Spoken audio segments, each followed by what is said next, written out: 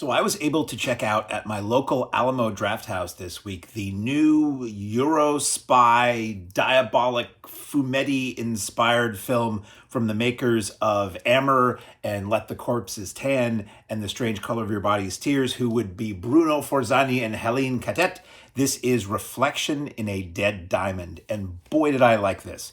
I'll start off by saying I didn't really care for the other films these filmmakers had made. I know they were loving odes to genres that I love, but they never really worked for me. I think I saw two. I'm not sure I saw Let the Corpses Tan, but I know I saw Amber and Strange Color. But this one really did work for me. I wasn't quite sure going in, but it really hooked me. So the deal here, without giving too much away, is that Italian crime cinema, classic Italian actor Fabio Testi stars, and as a little asterisk, I never thought I would be able to go to an American theater and see a new first-run movie starring Fabio Testi, so that was pretty great.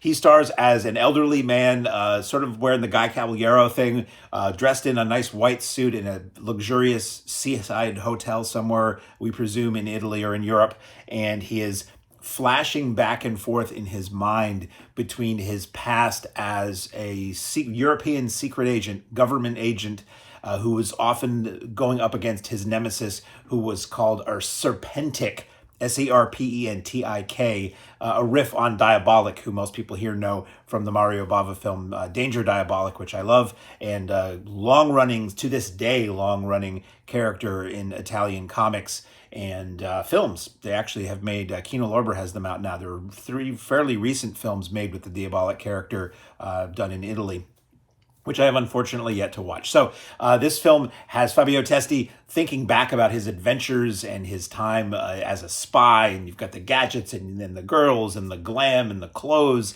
and it's set in his past, decades in his past. It kind of looks and feels like late 60s, although at one point somebody picks up like an early cordless phone, and that kind of threw my mind for a loop a little bit. But so it's like sort of a mystery. Like, what is the story that we're seeing in pieces? Did he ever vanquish his super villain? And if you don't know, Diabolik, clad in black leather, rubbery face mask, only exposing some very expressive eyes and eyebrows, like a super master criminal, super thief kind of thing. That's basically what the Serpentic character is here, except female. So we get a lot of very knowing, very loving, very well done nods to 60s Euro trash cinema, Eurospy cinema, Italian comic books, the Diabolik films, and not Bond films really, but the films that came in the wake of Goldfinger and Thunderball that just swept through Italy and Europe at the time, mostly Italy. And it was a very fascinating movie. I could see some people thinking that it makes no sense because it's really obtuse, much like the other films from these filmmakers. And if you don't have even a passing familiarity with the thing that they're not even really mocking so much as paying tribute to, it may seem even more bizarre. But if you have a little bit of a footing or familiarity with that, I think you'll get a lot more out of this movie.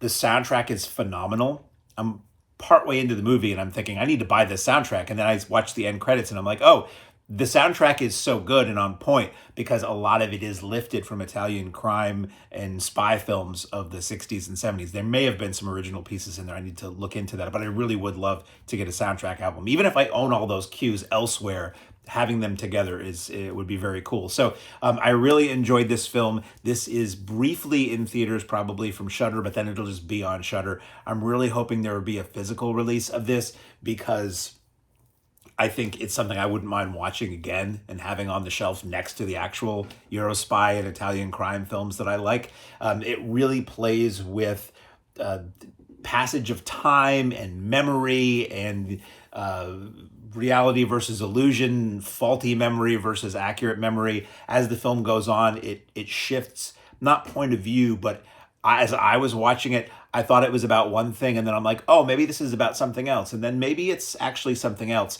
And I have 2 ideas that I won't discuss here for fear of spoilers that I think the film was about, let's say. I think it leaves itself open to being interpreted a couple of different ways. If nothing else, it is incredibly stylish, is incredibly well edited, very nicely shot. At first when it started, I wasn't quite there with it because I'm like, sometimes when people try to evoke the past, they overdo it, or it never really feels like the past, or it feels like too much of a modern sensibility, or they don't have the means to shoot it the right way, so everything is too tight. And there was a bit of that up front. I'm like, this is just endless close-ups, and if this is going to be the whole movie, it's going to be close-ups like everything else that's modern and poorly shot, I may leave. But it actually clicked in.